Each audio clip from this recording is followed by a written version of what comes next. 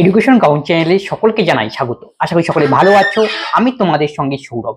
আজকে আমরা RRB NTPC পরীক্ষার জন্য একটা প্র্যাকটিস সেট নিয়ে এসেছি। এই সেটে ম্যাথের কোশ্চেনগুলি থাকবে এবং এই কোশ্চেনগুলি যেগুলি আসন্ন পরীক্ষার জন্য খুবই গুরুত্বপূর্ণ হবে। সেটি শুধু আরআরবি এনটিপিসি নয় এবং আরআরবি গ্রুপ ডির জন্য এগুলি ইম্পর্টেন্ট। প্রথম যেখানে অঙ্কটা দেওয়া রয়েছে সেটা একটা বীজগণিতিক অঙ্ক। পড়া রয়েছে x4 plus 1/x4 is equal to 322, তবে x³ মাইনাস 1/x³ এর মান কত তা নির্ণয় করতে বলেছে।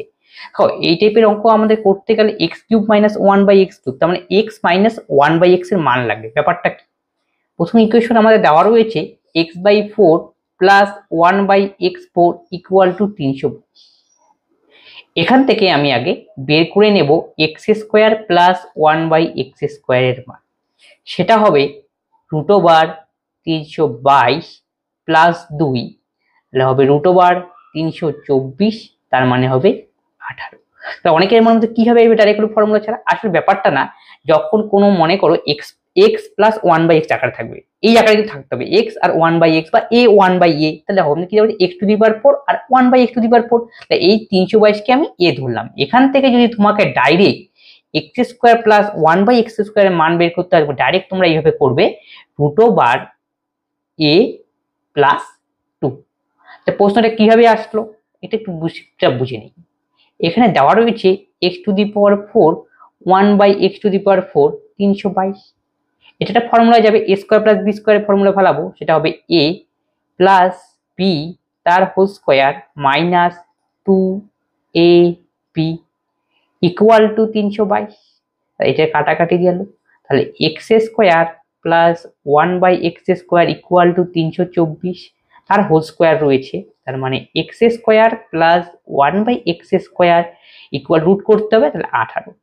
তার মানে এখান থেকে বোঝা গেল x4 প্লাস 1/x² মান যদি তোমাদের a দেওয়া থাকে, তাড়াতাড়ি এই টাইপের অঙ্ক করার জন্য আমি যদি x² প্লাস 1/x² মান বের করবো, তখন আমাদের ফর্মুলা কি হিসেবে ইউজ মনে রাখবো, √a প্লাস 2।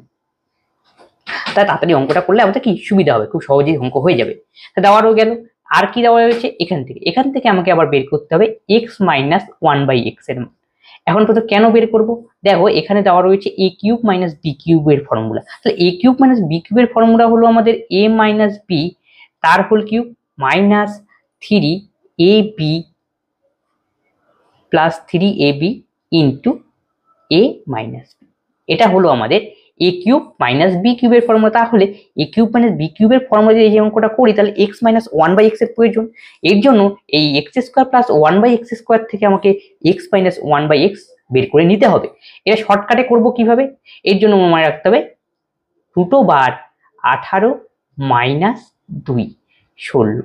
18 বলতে এটা হলো আমাকে a ভাবো, তাহলে x² প্লাস 1/x² এর মান যদি a হয়, এখান থেকে যদি x মাইনাস 1/x এর মান বের করতে হয়, তাহলে ফর্মুলা আমাদের কি দাঁড়াবে, √18 মাইনাস কত 2।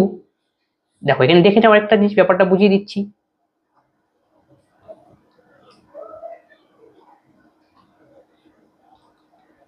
x², তা দেখো a মাইনাস b তার হোল স্কোয়ার প্লাস 2ab, এটা ইকুয়াল টু কত 18। এটা কাটাকাটি যাবে, তাহলে x মাইনাস 1/x তার হোল স্কোয়ার কি হবে, 18 থেকে 2 বিয়োগ করলে কত হয় 16। তাহলে x মাইনাস 1/x হবে √16 ইকুয়াল টু 4। এইটাই দেখো আমরা এই টাইপের অঙ্কতে পরীক্ষায় শর্টকাটে কিভাবে করব, যখন দেখবো আমরা দেওয়া রয়েছে x² প্লাস 1/x² এর মান হলো 18 বা a, সেখান থেকে যদি তোমাকে x মাইনাস 1/x এর মান বের করতে হয়, তুমি ডাইরেক্ট মনে রাখবে ফর্মুলা আকারে √a মাইনাস 2। তো a মানে 18, তার থেকে 2 বিয়োগ করে 16, 16 বর্গমূল করলে হবে 4। তাহলে অঙ্ক আমাদের অনেক ইজিলি হয়ে যাবে। কারণ দরকার কি, x মাইনাস 1/x এর মান বের করা, সেটাই আমাদের বেরিয়ে গেল, তার মান হলো 4। এখন আমাকে বের করতে হবে দেখো x³ মাইনাস 1/x³। আর যখন x মাইনাস 1/x এর মান আমরা জানবো, এটাকে তুমি এ ভাবো, আবার এখান থেকে তোমাকে যদি বের করতে বলে x³ মাইনাস 1/x³ এর মান, তুমি ডাইরেক্ট মনে রাখবে a³ 3a। তাহলে a মানে হলো 4, 4 এর কিউব হবে 64 প্লাস a মানে 4, 3 4 12, 4 2 6, 6 1 7, 76 হবে সঠিক উত্তর, অপশন বি। তাহলে এই টাইপের করার টেকনিক কি, যখন দেখবে x4 প্লাস 1/x4 x আর 1/x এর আকারে রয়েছে, তার মানে যাই দেওয়া থাক না এটাকে আমি a ধরলাম, সেখান থেকে যদি আমি x² প্লাস 1/x² এর মান নির্ণয় করি, তখন আমাকে কি করতে হবে 322 যেটা এর মান দেওয়া রয়েছে তার সঙ্গে 2 যোগ করে বর্গমূল করতে হবে। এই হলো ফার্স্ট কেস। তাহলে এখান থেকে আমাকে বের করলাম, আমরা এখান থেকে কি বের করে নিলাম x মাইনাস 1/x এর মান। তাহলে x² প্লাস 1/x² এর মান যদি আমরা জানি, সেখান থেকে আমরা ডাইরেক্ট x মাইনাস 1/x এর মান কি বের করব, ফর্মুলা আকারে মনে রাখবো a মাইনাস 2। তাহলে a আমাদের কত 18 ছিল, তাহলে 18 থেকে 2 বিয়োগ করো তার বর্গমূল। এই হলো কেস।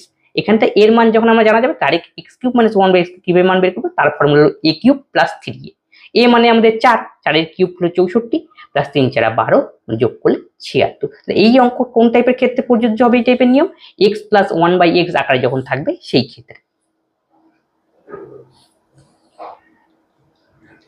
দুটি সংখ্যা x/y যদি পূর্ণ সংখ্যার গুণফল এত হয়, তবে দুটি সংখ্যার গসাগু 2, তাহলে সংখ্যাগুলির মান নির্ণয় করো। এই টাইপের অঙ্ক সবচেয়ে বেস্ট হয়ে হলো অপশন টেস্ট করা।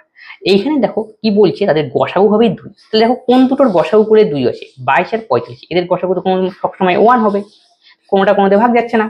আর তারপরে গেল, তারপরে দেখো 21 আর 63, এদের গসাগু করলে 21 হয়, মানে সবচেয়ে বড় সংখ্যা 21, আর দুটোকেই ভাগ যায়। আর 42 আর 53, এদের গসাগু করলে অ্যান্সার দাঁড়াবে আমাদের কত 1। আর 46 আর যদি আমরা 144 গসাগু করি, তাহলে পাবো আমরা 2। কি হবে, 46 কে যদি আমরা ভাঙি তাহলে 23 ইন্টু 2, 144 কে যদি আমরা ভাঙি তাহলে 12 ইন্টু 12। যাই হোক, কিন্তু এখানে দেখো 23 কি সংখ্যা, 23 হলো মৌলিক সংখ্যা, আর 2 একটা মাত্র সংখ্যা গুণে রয়েছে 23 এর সঙ্গে। তাহলে এখানে তো 2 রয়েছে, দেখো 12 এর মধ্যে 2 লুকিয়ে রয়েছে, 2 ইন্টু 6 ইন্টু 12। তাহলে বলতে হবে যেটা মিলবে সেটাই আমাদের গসাগু। তাহলে গসাগু আমাদের কত 2। তাহলে মিললো 46 144 এর গসাগু হলো আমাদের 2, গসাগু মিলতে হবে 2। আবার বলি সংখ্যা দুটির গুণফল করলে কত হবে 6 6 2 4।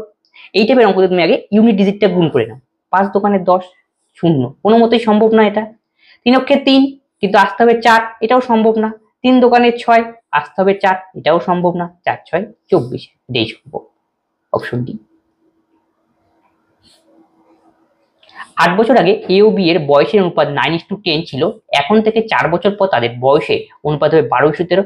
এখন সি এর বয়স যদি এ এর চেয়ে 6 বছরের বেশি হয়, তাহলে সি এর বয়স কত। তাহলে 8 বছর আগে এ আর বি এদের বয়সের অনুপাত ছিল 9:10। আবার বলছে 4 বছর পর তাদের বয়সের অনুপাত হবে 12:13। 4 বছর পর, 4 বছর পর তাদের অনুপাত হবে 12:13।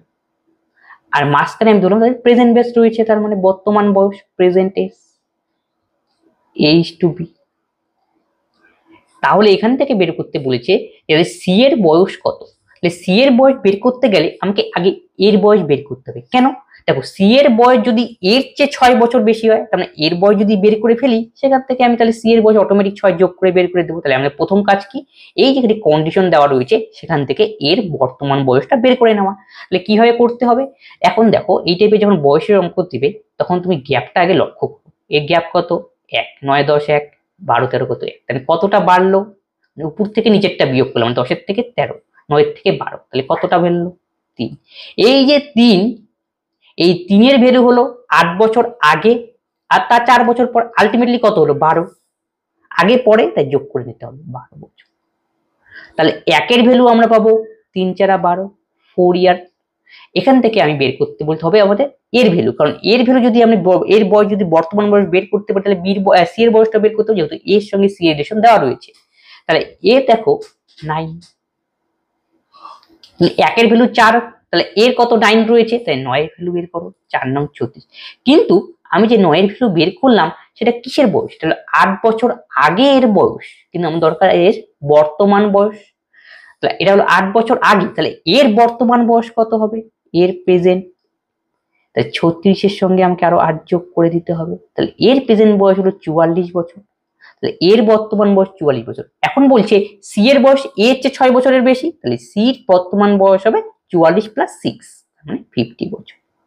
তাহলে এখান থেকে তোমাকে বলতো এর বর্তমান বয়স বের করতে বলতো, সি এর বর্তমান বয়স বের করতে বলছে, এই যে সঠিক উত্তর 50।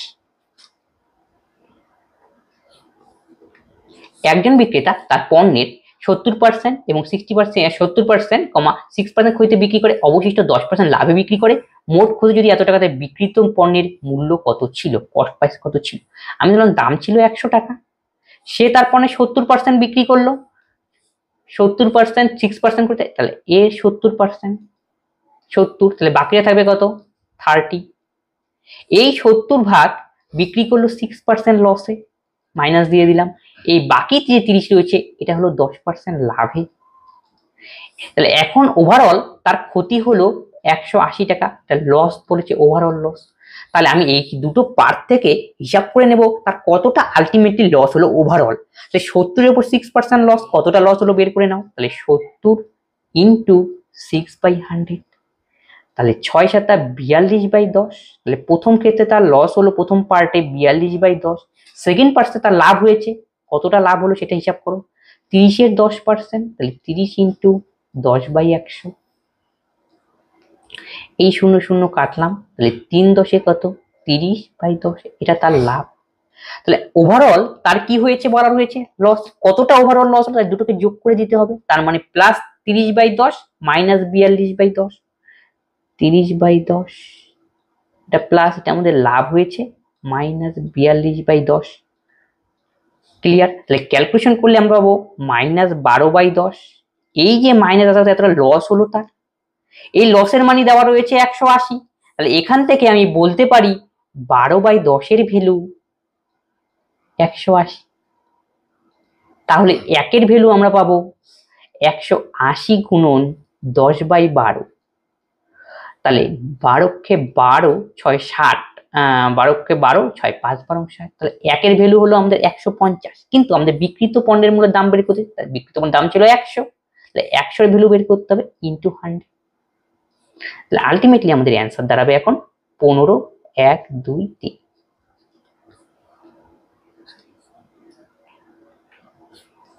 √3 sin θ minus cos θ equal to 0, তবে এর মান নির্ণয় করতে বলেছি। তাহলে দেখো √3 sin θ is equal to cos θ, তাহলে আমি জানি sin θ by cos θ is equal to tan θ, সেটাই আমার টার্গেট।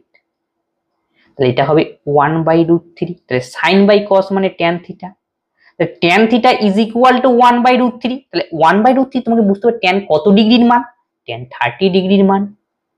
তাহলে tan তো আউট হয়ে গেল, তাহলে থিটার মান আমরা পেলাম 30 ডিগ্রি। এখন বলছে এটার মান কত, তাহলে মানটা তুমি ডাইরেক্ট পুট করো। তাহলে cos 30 মান লাগবে আমাদের, যেহেতু এখানে থিটার জায়গায় 30 বসাতে হবে, cos 30 মান হলো √3/2, তার কিউব রয়েছে মাইনাস। এবার sin এর ঘরে বসাতে হবে, থিটার মান 30 ডিগ্রি, তাই sin 30 মান হলো হাফ, তার কিউব। এবার ক্যালকুলেশন করো, √3 কিউব করলে 3√3, 2 এর কিউব হলো 8 মাইনাস √3/8, তাহলে 3 এর থেকে যদি একটা √3 যায় তাহলে 2√3 আর নিচে হবে 8, তার মানে √3/4 হবে আমাদের কারেক্ট অ্যান্সার।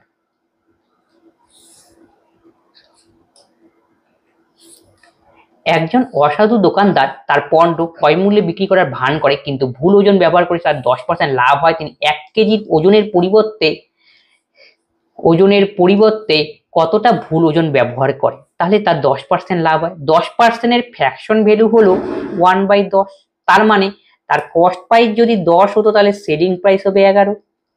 আমরা জানি প্রাইসের সঙ্গে কোয়ান্টিটির ব্যস্ত সম্পর্ক, তাহলে উল্টে যাবে, এটা কোয়ান্টিটি, তাহলে 11:10 আসবে। তাহলে এখন 1 কেজি, কেজিটাকে আমি গ্রামে বানাবো, তাহলে 1 কেজি ইকুয়াল টু 1000 গ্রাম। তাহলে বলছে এর পরিবর্তে কতটা ভুল দেওয়া হয়েছে, তাহলে পরিবর্তে ভুল দেওয়া হয়েছিল এটা, তাহলে এটা যে ভ্যালুটা দেওয়া হয়েছে আসলে আলটিমেটলি আমি বলতে পারি 11-র ভ্যালু ইনিশিয়ালটা, তাহলে 11-র ভ্যালু হবে 1000 এত গ্রাম। তাহলে 1-এর ভ্যালু হবে 1000/11 গ্রাম। আমাকে বলছে ভুলের ভ্যালু বের করতে হবে, 10-এর ভ্যালু 1 4টা 0/11 গ্রাম। তাহলে 9 11 99, তাহলে 9 11 99, 1 0 যাচ্ছে না, তাহলে 90 দিয়ে আসবে অ্যান্সার। তাহলে 90, তারপর দেখো এটা দশমিকে আসবেই, তাহলে 90 দিয়ে রয়েছে দশমিকে একমাত্র একটাই অপশনে, 90 দিয়ে এটা হতে পারে, কিন্তু ভাগ তো মিলবে না, তার মানে অপশনে, তার মানে ভাগ করলে আমরা পাবো 909.09।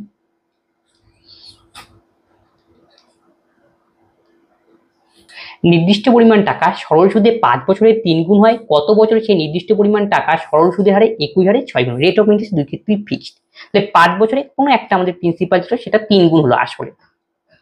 এবং আবার ওই একই হারে সেই পরিমাণ টাকাটাই বলছে কত বছরে 6 গুণ হবে। তাহলে এই টাইপের যখন অঙ্ক দেবে তাহলে শেষেরটা কত, 6 গুণ, তার থেকে 1 বিয়োগ করো 5। ইনিশিয়াল কত ছিল প্রথম কন্ডিশনে, 3 গুণ, তার থেকে 1 বিয়োগ করবে 2। প্রথম ক্ষেত্রে কত বছর ছিল, 5 ইন্টু 5। এটাই হলো আমাদের ইয়ারের মান, শর্টকাট। 5 5 25 ডিভাইড বাই, তাহলে 12.5 ইয়ার।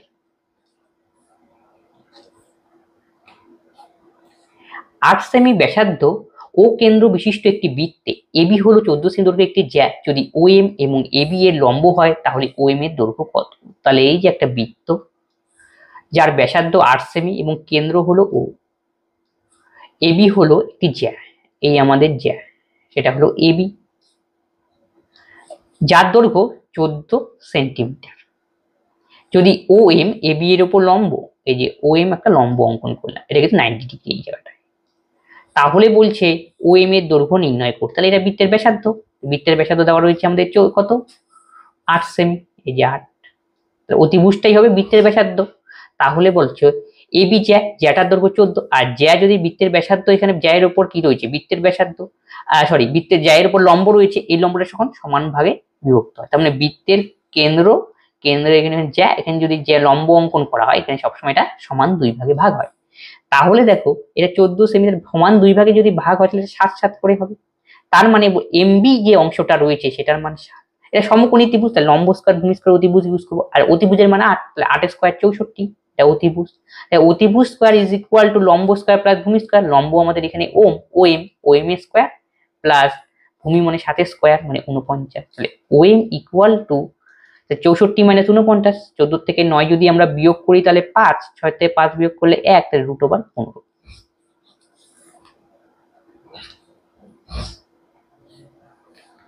a plus 1/8 equal to 2, b plus 1/a minus 2, তবে এর মান কত। এই টাইপের অঙ্ক অপশন টেস্টে সাহায্য করা যায় বা ভ্যালু পুডিং এর সাহায্য করা যায়। আমি ধরো এখানে ভ্যালু পুডিং করলাম, একটু লক্ষ্য করো, এর জায়গায় যদি আমি 1 বসাই তাহলে প্রথম কন্ডিশনটা আমি ইউজ করছি, এর জায়গায় 1 বসালে 1 প্লাস 1/1, তার মানে কি 2, তাহলে স্যাটিসফ্যাকশন করে আমি এই জায়গায় 1 বসাতে পারি। একই রকম ভাবে b এর জায়গায় পরের কন্ডিশনটা দেখো, এইখানে যদি আমি b ইকুয়াল টু 1 বসাই, 1 বসালে তো -1 2 আসছে না, 1 1 2 আসছে, তার মানে একটু বুদ্ধি করো, -1 বসো বির জায়গায়। বির জায়গায় যদি আমি -1 বসাই, এবার দেখো স্যাটিসফ্যাকশন করবে, -1 তাহলে -1 1/b -1, তাহলে মানে কি -2, তার মানে কি নেক্সট কন্ডিশনে স্যাটিসফ্যাকশন করতে। আমি বুঝতে পারলাম যে a ইকুয়াল টু 1 আর b ইকুয়াল টু -1 আমি এই এক্সপ্রেশনটার মধ্যে বসাতে পারি। তাহলে এখান থেকে যে মানটা বেরোবে সেটাই হবে আমাদের অ্যান্সার। তাহলে a ইকুয়াল টু 1, এর জায়গায় 1 বসাও 1, a ইকুয়াল টু 1 তাহলে 1, b ইকুয়াল টু 1 তাহলে -1 স্কয়ার করলে তো +1ই হবে, আর 1 স্কয়ার 1 1/1 1, তার মানে আমাদের কারেক্ট অ্যান্সার হবে 4।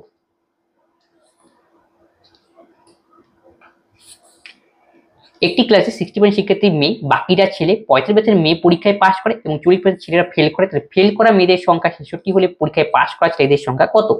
তাহলে একটি ক্লাসে 60% শিক্ষার্থী মেয়ে, টোটাল শিক্ষার্থী আমি 100, তার মধ্যে 60% শিক্ষার্থী মেয়ে, তাহলে গার্লস রয়েছে 60%, আর বাকিরা হলো বয়েজ, তাহলে বয়েজ থাকবে 40%। তাহলে 40% 45, তার মধ্যে মেয়েদের মধ্যে 45% পরীক্ষায় পাশ করে, তাহলে ফেল করে কতটুকু, আমাদেরকে ফেল করা নিতে হবে। কেন আমি একটু বুদ্ধি করে ফেল করা বের করবো, কারণ দেখো ফেল করার সংখ্যা দেওয়া রয়েছে মেয়েদের, তার মানে 45% যদি পাস করে, পার্সেন্টেজে আমি বলছি, ফেল করবে 55%, তাহলে ফেল মেয়েদের মধ্যে কিন্তু 55, কতটা ফেল করলো এটা বের করে নিই।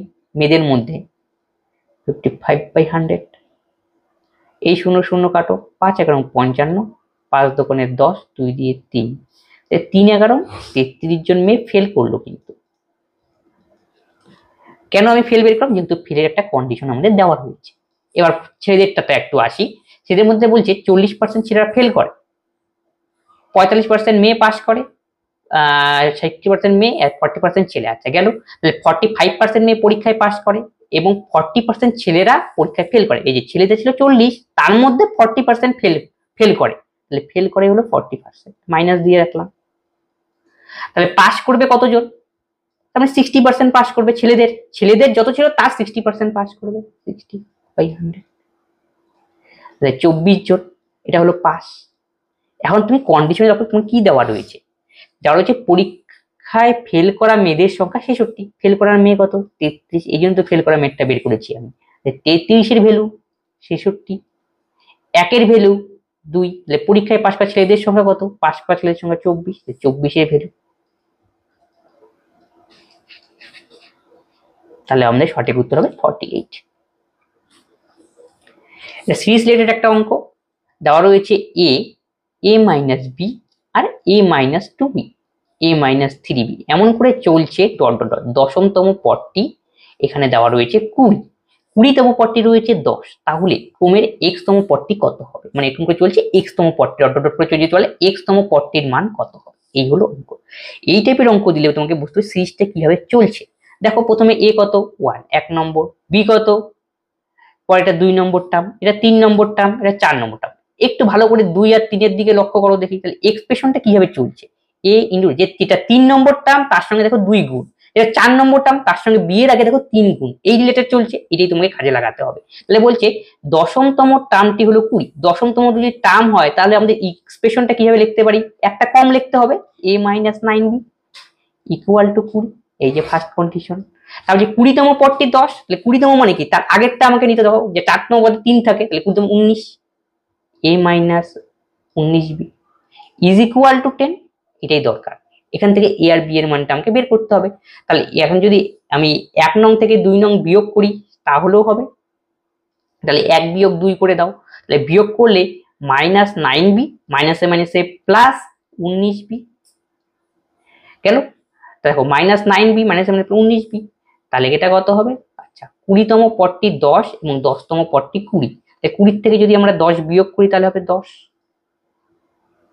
তাহলে 19 এ 10 10b ইকুয়াল টু 10, তাহলে b এর মান আমরা পেলাম 1। তাহলে বিয়োগ করে দিলাম, বিয়োগ করলে আমাদের a কাটা পড়লো, 2 নং থেকে 1 নং বিয়োগ করছি, দেখো মাইনাস 19b, আচ্ছা একটুখানি চেঞ্জ হবে, দেখো এটা হলো 2 নং, এটা হলো 1, তাহলে মাইনাস 1 নং, তাহলে বিয়োগ করলে মাইনাস 9b, মাইনাস মানে 19b, তাহলে 20 বিয়োগ 10, তাহলে 1 বিয়োগ 2, তাহলে এখান থেকে আমি b এর মান বের করলাম হলো 1।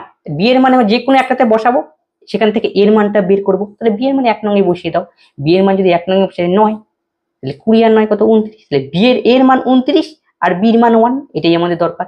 এখন এখান থেকে বলেছি আমাদের x তম পদটি কত হবে, x তম পদ মানে কি, যততম পদ বানিয়েছে তার আগেরটা আমাকে নিতে হবে, তাহলে একটা এক্সপ্রেশনটা কি হবে সেটা তোমাকে বুঝতে হবে। এ তো বসবেই কনফার্ম, মাইনাস x তম পদ যেই পদটা থাকে আমাদের বলে তার থেকে 1 কম নিতে হয়, তাই তো লজিকে চলছে, 4 নম্বরে 3 ইনটু p, এটাই তোমাকে বুঝতে হবে। এই এখন এর মান এখানে বসাও, এর মান 29, x, তাহলে x তো xই থাকবে, এখানে কিছু করার নেই, গেল x মাইনাস 1, আর আমাদের b এর মান হলো 1। তাহলে এবার ক্যালকুলেশন করো, মাইনাসে মাইনাসে 1, তাহলে 29 কে 30 মাইনাস x, এটাই হলো আমাদের অ্যান্সার। এইভাবে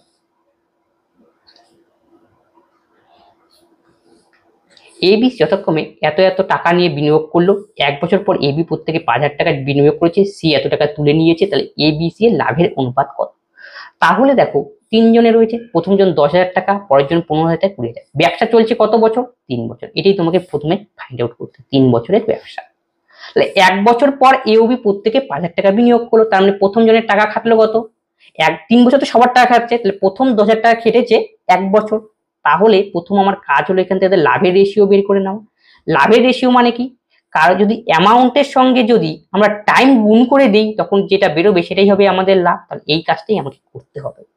তাহলে অ্যামাউন্ট ছিল 10,000, এই 10,000 টাকা আমি মনে করো সবগুলোতে 3টা করে শূন্য রয়েছে, তো আমি দেখো 3টে শূন্য উঠিয়ে দিয়ে কাজ করছি, তাহলে কি ক্যালকুলেশন অনুপাত, যেহেতু অনুপাতই করতে হবে, আর অনুপাত করলে প্রত্যেকটা 3টে শূন্য আউট করে দিলাম, তাহলে ক্যালকুলেশনটা ছোট হয়ে আসবে।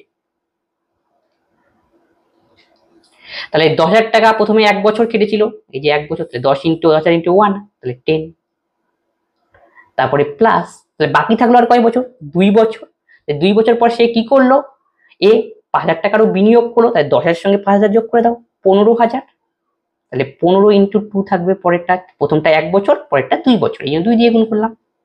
একই রকম ভাবে বি এর কেসে আসো, বি ইনিশিয়াল টাকা ছিল কত 15,000, তাহলে প্রথমে তো 15 হবেই। বি আবার কি করলো 5,000 টাকা বিনিয়োগ করলো, তাহলে 15 5 কত হয় 20, তাহলে 20 টাকা খাটবে 2 বছর, তাহলে 20 দোকানে 40, এই যে বি এর কাজ। সি কি করলো 10,000 টাকা তুলে নিল, তাহলে সি প্রথমে 1 বছর খাটবে, 1 বছরে 20, 20 ইন্টু 1 20, 10,000 টাকা তুলে নিল, তাহলে 20 থেকে যে 10 তুলে নিলে আর 10,000 থাকবে, এই 10,000 ইন্টু 2, এই তাহলে 15 দোকানে 30 আর 10 40, 40 আর 10 55, আর 10 দোকানে 20 40। এবার তুমি কাটাকাটি করো, 5 আর 40, 5 11 55, এটাই হবে আমাদের অ্যান্সার। পরেরটা সিম্পলিফিকেশনের অঙ্ক। দেখো এটার সূচকের অঙ্ক, যখন বেসটা সমান থাকবে তখন আমাদের গুণ করার সময় পাওয়ারগুলোকে যোগ করতে হয়। তাহলে আমি এটাকে লিখতে পারি 5/3 -5 আর -11 যোগ করো, সেটা হবে -16। একই রকম ভাবে 5/3 8x, তাহলে দেখো দুপাশে সমান সমানের বেস সমান, তাহলে এটা আউট করে দাও, পড়ে থাকবে কি 16 = 8x, তাহলে x = -2। নেক্সট অঙ্ক, ত্রিভুজ এবিসি এবং ত্রিভুজ আরএসটি অনুরূপ, ত্রিভুজ এবিসি এবং ত্রিভুজ আরএসটি উচ্চতার অনুপাত হয় 1:4, আর এর 6 হলে এবি এর দৈর্ঘ্য কত? তাহলে দুটো ত্রিভুজ আমাদের রয়েছে, একটা হলো এবিসি আর একটা হলো আরএসটি।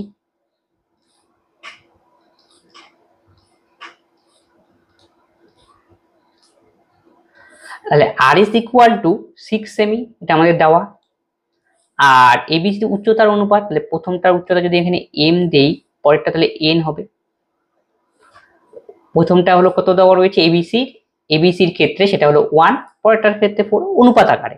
তাহলে বলছে এবি এর দৈর্ঘ্য কত? যখন দুটো ত্রিভুজ সমান হবে তাদের কোরসপন্ডিং বাহু এবং হাইটের অনুপাত সমান হবে। তাহলে প্রথম ত্রিভুজের হাইট কত? এম, দ্বিতীয় ত্রিভুজের হাইট হলো আর এন, এই অনুপাত ইজ ইকুয়াল টু কোরসপন্ডিং বাহু, প্রথম ত্রিভুজের বাহু হলো এবি, কোরসপন্ডিং বাহু দেখো একই পাশে রয়েছে না, তাহলে এটা কত নিতে হবে আরএস, এই হলো লজিক। তাহলে এম এর মান 1, আর এন এর মান হলো 4, আমাকে বের করতে হবে এবি এর মান, আর আর এস যে রয়েছে সেটা হলো 6, তাহলে এটাই পাশে যাবে, তাহলে এবি এর মান হবে 3/2 মানে 1.5।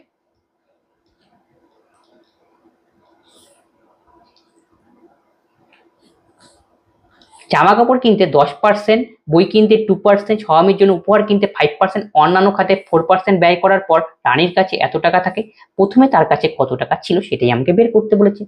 তাহলে দেখো 10% বই, কাপড় আর বই 2, 10 আর 2 কত 12, উপহার কত 5, 12 5 কত 10 আর 2 12 5 17, 17 4 21% খরচ হলো। তাহলে টোটাল আমাদের তার আয় ছিল প্রথমে তার কাছে ছিল 100 টাকা, তার থেকে খরচ হলো 21 টাকা, তাহলে কত টাকা পড়ে রইলো? তাহলে বিয়োগ করে নাও, 1/9, 10 থেকে 3 বিয়োগ করলে 7, এই 79% পড়ে রইলো টাকা। এখন সেই বলছে রানীর কাছে এখন এত টাকা রয়েছে, মানে 79% এর ভ্যালু হলো এত, 5135। তাহলে 1% এর ভ্যালু আমরা পাবো 5135 বাই 79 ইন্টু প্রথমে তার কাছে কত ছিল 100, তাহলে ইন্টু 100, এই হলো অঙ্ক। তাহলে তোমাকে এটা ভাগ করতে হবে, 795135, দেখো সবগুলো অপশনে 6 দিয়ে রয়েছে, 6 দিয়ে আমরা দিই, তাহলে 6 নং 54 4, 6 7 42 আর 5 47, 13 থেকে 4 বিয়োগ করলে 9, হাতে হলো 1, 11 থেকে 8 বিয়োগ করলে 3 5, 5 দিয়ে যাবে। তাহলে কাটাকাটি করলে আমরা পাবো 65, পাশে দুটো শূন্য, অপশন ডি। আমন 78 দিনে একটি কাজ করে, রাম ওই কাজ 39 দিনে করে। আমন একাই কাজ শুরু করলো, রাম কতদিন পরে তার সাথে যোগ দিলে 39 দিনে কাজটি শেষ হবে। তাহলে আমন কাজটা করতে পারে 78 দিনে, রাম সেই কাজটা করে 39 দিনে। এখান থেকে আমি টোটাল ইউনিট কাজ বের করে নিই, সেটা কি হবে 78 আর 79, 39-এর রসাগু, সেটা দাঁড়াবে 78, এটা হলো টোটাল ইউনিট কাজ। এখান থেকে এফিসিয়েন্সি বের করবো, তাই আমনের এফিসিয়েন্সি কি হবে টোটাল ইউনিট কাজকে টাইম দিবে ডিভাইডেড, তাহলে 1। একই রকম ভাবে পরের জন্য এফিসিয়েন্সি হবে 2, এখন কি বলছে, আমন একাই কাজ শুরু করলো, রাম কতদিন পরে তার সাথে যোগ দিল। তাহলে সারা সময় ধরে কাজ করেছিল কে? আমন। তাহলে আমন তাহলে সারা সময় 39 দিন নিশ্চয়ই সে কাজ করবে। তাহলে আমন 39 দিনে কতটুকু কাজ করবে? আমনের এফিসিয়েন্সি হলো 1, তাকে 39 দিয়ে গুণ করে দাও, তাহলে 39 × 1, 39 ইউনিট কাজ করবে আমন। তাহলে বাকি কাজ আর কতটুকু? রিমেইনিং কাজ। তাহলে আমাকে 78 থেকে 39 বিয়োগ করতে হবে, তাহলে হবে 39। সেই 39 ইউনিট কাজটা কে করবে? এখন বাকি কাজ রাম করবে। তাহলে রাম কত? রামের এফিসিয়েন্সি 2, 2 দিয়ে ভাগ।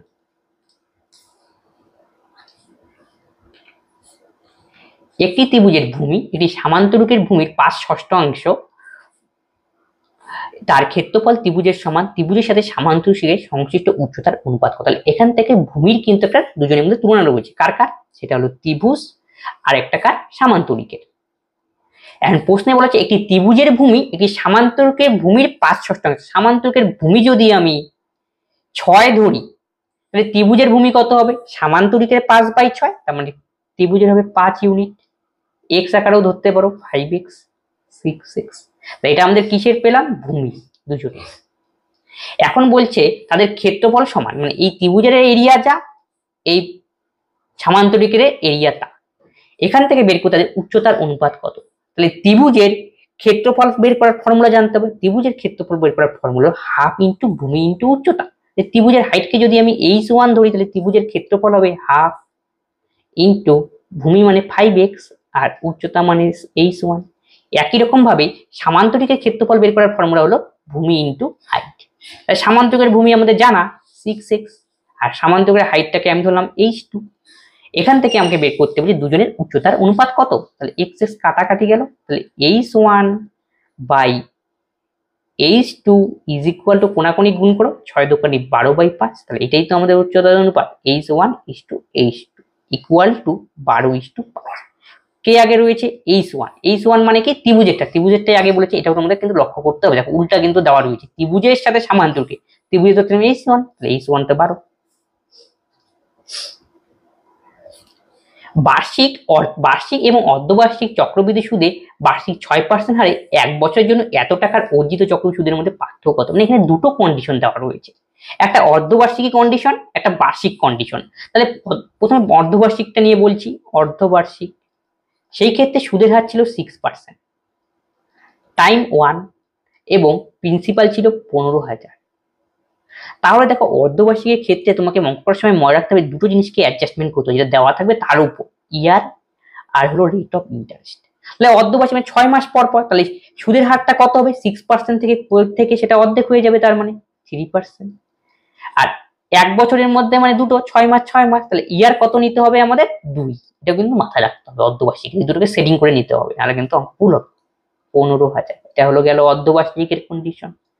আবার বলছে এবার 15,000 টাকা 1 বছর 6%, এটা হলো এমনি বার্ষিক, এই যে বার্ষিক সিএ। এই যে দুজনের মধ্যে এখন দুটো ক্ষেত্রের মধ্যে পার্থক্য নির্ণয় করতে হবে কম্পাউন্ড ইন্টারেস্টের। তাহলে এই দেখো, এটা দেখো প্রথমটা রয়েছে 3%, এই টাইপের অঙ্ক ক্ষেত্রে আমরা সাকসেসিভের কেস ইউজ করবো। তার মানে কি?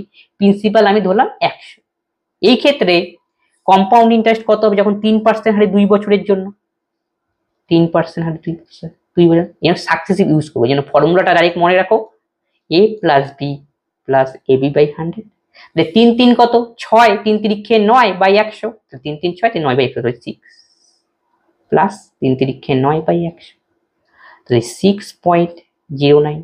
এই যে আমি এখানে রেট অফ ইন্টারেস্টটা পেলাম, এটা কিসের উপর বের করলাম?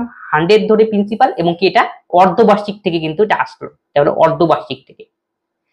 এখন দেখো অর্ধবার্ষিক থেকে আমাদের ইন্টারেস্ট হলো বড় ইন্টারেস্ট বা রেট অফ ইন্টারেস্টও বলতে পারে, 100-র উপরে যেহেতু বের করছি সেটাই আমাদের রেট অফ 6.09, আর পাতিভাবে সেটা হলো 6%। এই যে দুইটা রেট অফ ইন্টারেস্টের মধ্যে ডিফারেন্স, সেটাই আমি নেব এখানে, কত হয় সেটা 0.09%। আর 100-র মধ্যে যেহেতু এটা ইন্টারেস্ট, এটাই আমাদের রেট অফ ইন্টারেস্ট, 0.09%। এখন বলছে 15,000-এর উপরে সেই পার্থক্যটা কত। তার মানে কি 15,000-এর 0.09% আমাদের করতে হবে, তাহলেই আমাদের অঙ্ক হবে। 15,000 0.09% বাই 100। তাহলে এটা যদি উঠিয়ে দেই, নিচে একটা কি দুটো 100, তাহলে 1 2 3, 1 2 3, 9 15 135, তাকে 10 দিয়ে ভাগ, তাহলে 13.5।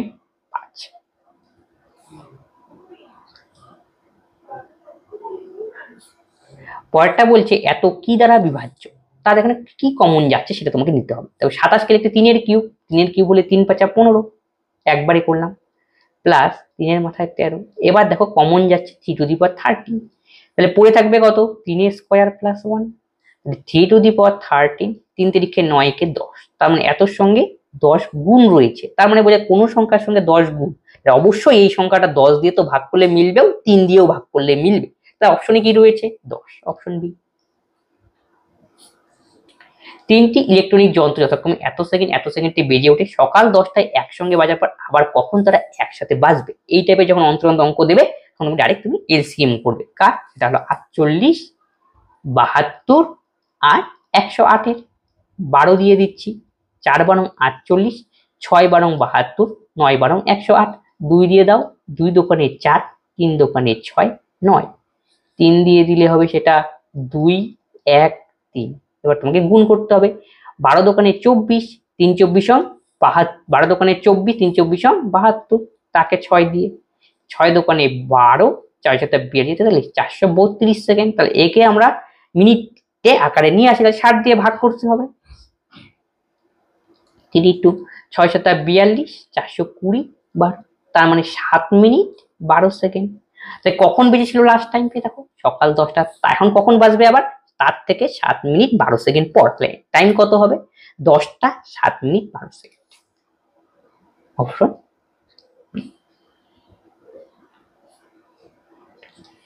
4 সেমি 5 সেমি 6 সেমি বাহু বিশিষ্ট একটি আয়তাকার প্রতিটি কোণ থেকে 1 সেমি বাহু বিশিষ্ট ঘনককে সরানো হলে অবশিষ্ট ঘনকের অংশের আয়তন কত, তোমাকে ছবি দিয়ে এটাকে বুঝতে হবে। তাহলে একটা আয়তঘনকের ফিগার ড্র করি আগে, এটা হলো একটা আয়তঘনক।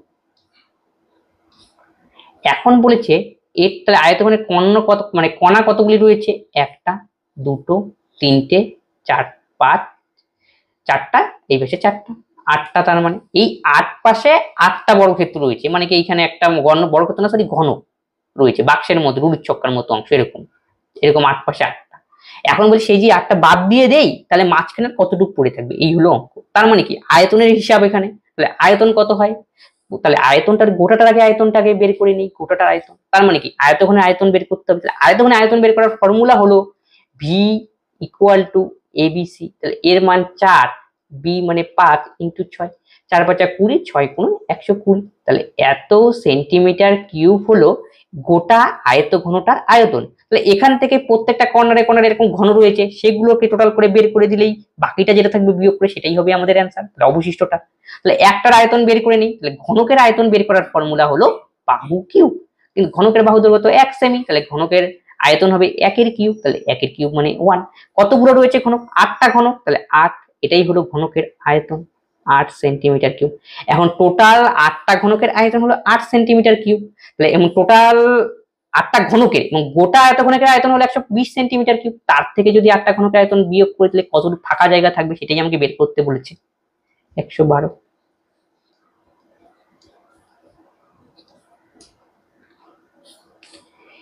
একটি দোবনে অ্যালকোহল জলের অনুপাত 4:3, দোবনে 350 মিলিমিটার দোবনটার পরিমাণ, অ্যালকোহল এবং জলের 5:6 অনুপাতে পেতে কত পরিমাণ জল যোগ করতে হবে। তাহলে অ্যালকোহল এবং ওয়াটারের অনুপাত দেওয়া রয়েছে 4:3, তাহলে অ্যালকোহল এবং জলের অনুপাত পরবর্তীতে দাঁড়ায় 5:6, কেন, যেহেতু কিছুটা পরিমাণ জল যোগ করা হয়েছে।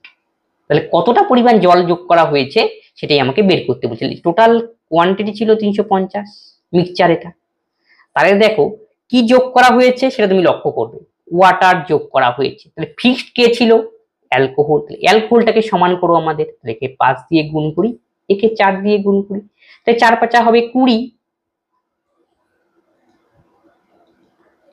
4 5 হবে 20, আর এর 4 5 20, তাহলে এই পাশে আমি 5 দিয়ে গুণ করলাম, এই দুটো অ্যালকোহল পরিমাণ সমান করে নিলাম, তাহলে এই পাশেও আমাকে কিন্তু 5 দিয়ে গুণ করতে হবে, 3 5 15, এই পাশে 4 দিয়ে নিচে, তাহলে এইখানে 4, এটা মেনটেন করে দুই পাশে সমান সমান দিয়ে গুণ করা হয়, 4 6 24, কেন গুণ করলাম? যেহেতু আমাদের অ্যালকোহল তো মেশানো হয়নি, মেশানো হয়েছে কি জল, এই জন্য অ্যালকোহলটাকে সমান করে নিলাম। তাহলে জল কতটা মেশানো হলো?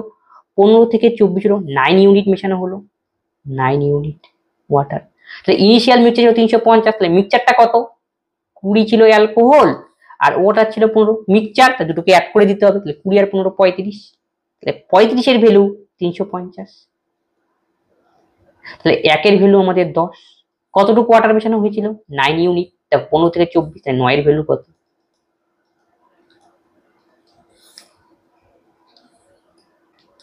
নেক্সট অঙ্ক এত মান নির্ণয় করতে বলেছে, ত্রিকোণমিতির অঙ্ক, এটা পুরোক্ষণ রিলেটেড অঙ্ক।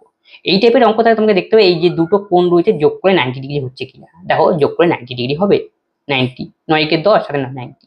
তার মানে এখানে পুরোক্ষণের কনসেপ্ট ইউজ করবো। পুরোক্ষণের কি কনসেপ্ট ইউজ করবো?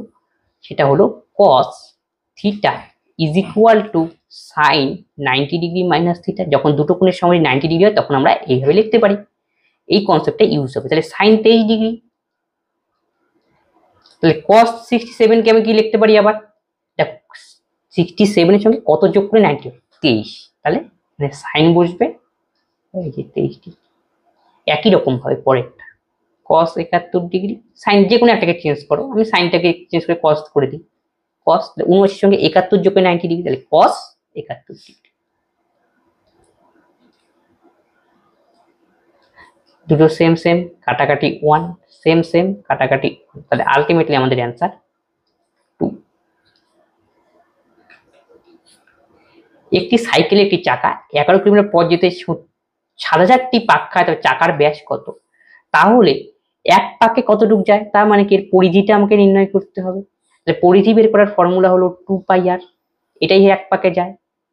এখন বলছে 11 কিলোমিটার পথ যেতে 7000টি পাক খায়, তাহলে এক পাকে যদি এক পাক চাকাটা ঘুরলো, মানে একটা এক পাক ঘুরলো মনে করে এতটুকু গেল, মানে এই একবার বক্রটা ঘুরবে, তাহলে তখন এর পরিধিটাই আসলে কি এক পাক ঘোরার জন্য কতটা পাক খেয়েছে? 7000টি পাক।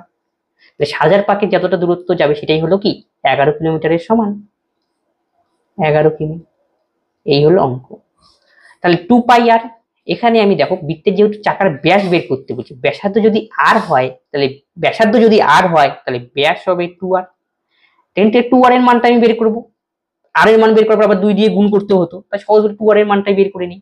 2r পাই মানে হলো 22/7 ইন্টু 7000।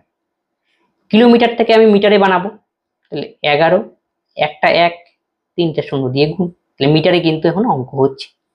তাহলে এটা যদি কাটাকাটি করি তাহলে এটা দাঁড়াবে আমাদের 1000। এই 1000 আমাদের কাটা, তাহলে দেখো 2r ইজ ইকুয়াল টু 11/22, কাটাকাটি করলে 1/2, এত মিটার, হাফ মিটার।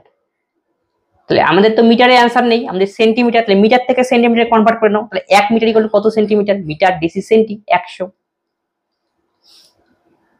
দিয়ে গুণ করতে হবে, মিটার থেকে সেন্টিমিটার বানাতে 100 দিয়ে গুণ 50। Option A. তাহলে আজকের ক্লাসে এই 24খানা অঙ্ক ছিল। এই টাইপের অঙ্কগুলি আসলে পরীক্ষার জন্য গুরুত্বপূর্ণ, তবে এই অঙ্কগুলো সলভ করে দাও। যদি কোনো অঙ্কে ডাউট হয় অবশ্যই তোমরা কমেন্ট বক্সে কমেন্ট করবে, বন্ধুর সঙ্গে এই ক্লাসগুলি শেয়ার করে দাও যাতে সকলেই এই ক্লাস থেকে কিছু না কিছু উপকৃত হয়। তবে আজকের ক্লাস আমরা এখানে শেষ করছি, আবার দেখা হচ্ছে, ধন্যবাদ।